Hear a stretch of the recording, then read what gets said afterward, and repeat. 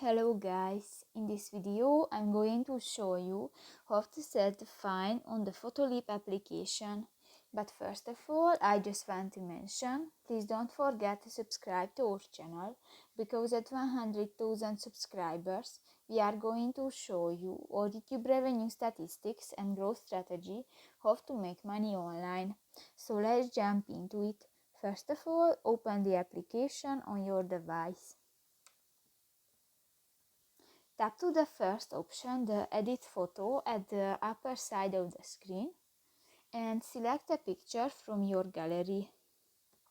Tap to the fifth option, the Adjust, at the bottom of the screen, and you can find the last option, the Fine. And here you can select all, people, or the background option, and just pile the line on the scale, and you can edit the fine of your picture. So that's pretty much it for this video, guys. See you in the next one. Bye bye.